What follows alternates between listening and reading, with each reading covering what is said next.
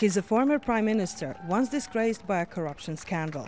But now Yanis Yansha and his Slovenian Democratic Party are back on the political map.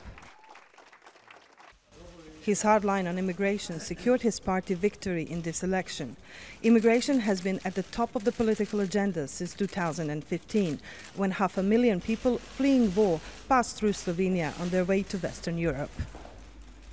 Hvala za tako lepo pozornost. Foreign challenges that are part of the domestic challenges include the migrant crisis. It's a challenge for the whole of the EU. During our biggest wave of mass migration, we told our European partners that a better life should be assured to people back in their countries and not in Europe. His nearest challenger was comedian-turned-politician Marjan Šarec, leader of the new centre-left party. First, it is impossible to buy us. We said it publicly before the elections that we will not enter Yanis Yansha's coalition. Let's give time to the relative winner.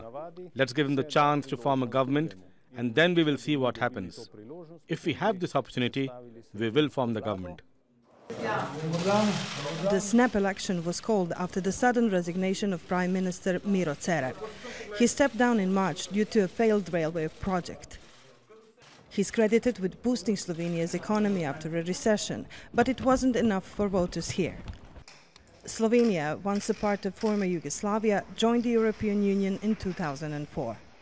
A government led by Yanis Yansha would shift Slovenia to the right and add an anti-immigrant voice to the EU.